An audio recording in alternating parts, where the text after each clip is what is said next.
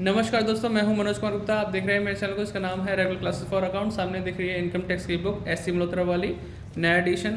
Chapter चल रहा है कैपिटल गेन। क्वेश्चन नंबर चलेगा 14 क्वेश्चन आपको पढ़ाते हैं, समझाते हैं कि कैसे ये क्वेश्चन हो रहा है। ये क्वेश्चन ऐसा है जो भूल भुलैया टाइप का है कि आपको लगेगा सोल्यूशन तो बहुत जल्दी आ गया, आंसर भी आ गया, लेकिन आगे भी क्वेश्चन होता है।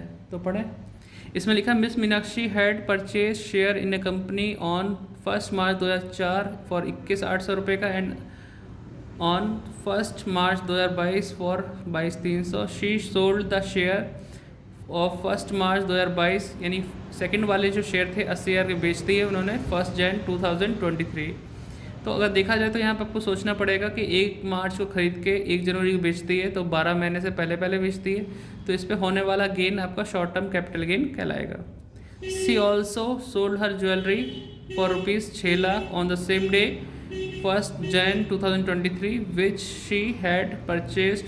कब खरीदा था? 183 ऑन 1/8/2006 में खरीदा था।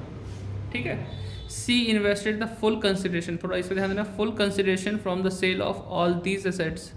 जो उन्होंने एसेट्स बेची, 2 बेची हैं, एक तो ज्वेलरी बेची है और एक शेयर बेचा है। तो यहाँ से आए 6 लाख, यहाँ से आए 80,000। तो सारे पैसे कहाँ लगा दिए? नए मकान को खरीदने के लिए लगा दिए।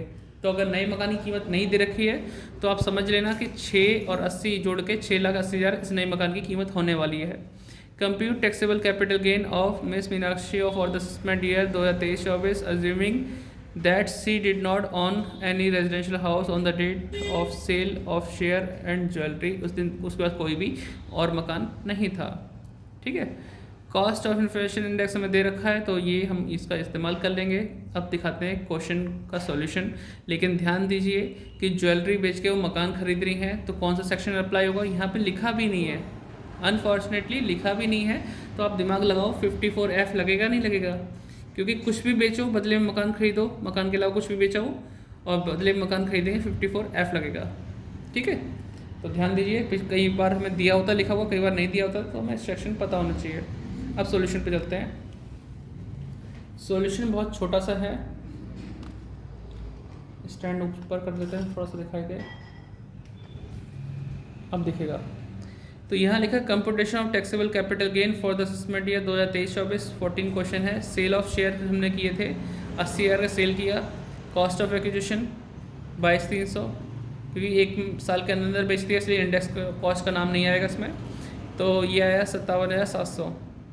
ये है short term capital gain. Answer हमारा मैच कर गया, क्योंकि आंसर भी है बुक में, यही दे रखा है 57,700। तो ये मत सोचना कि अगर सॉल्व नहीं होगा, सॉल्व जरूर करना पड़ेगा।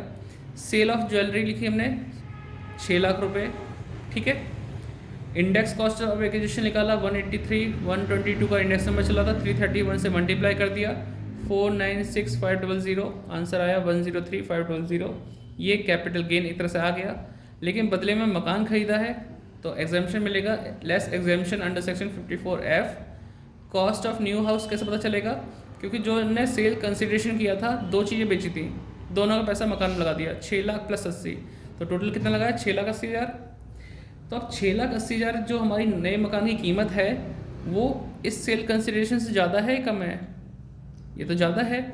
ज़्यादा के केस में जितना गेन हुआ है वो पूरा एग्जाम्पशन में ख़त्म हो जाएगा, आंसर बचेगा नील। अगर ये अमाउंट इससे कम होती, 6 लाख से कम होती, जैसे होती 4 लाख होती टोटल, तो हमें फॉर्मूला लगाना पड़ता जैसे पिछले क्वेश्चन में लगाया है, फिर कुछ ना कुछ आंसर जरूर बचता। तो इस तरीके से क्वेश्चन करना है, चीज़ें ध्यान से देखना। अगर थ्योरी समझ नहीं आई तो दोबारा पढ़ना, समझना और फिर क्वेश्चन को अप्लाई करना। मिलते हैं नेक्स्ट वीडियो में। समझ में आया हो तो लाइक शेयर सब्सक्राइब, और डिस्क्रिप्शन कुछ लिखा है तो पढ़ लेना। ठीक है। इग्नोर नहीं करना, सपोर्ट करना चैनल को।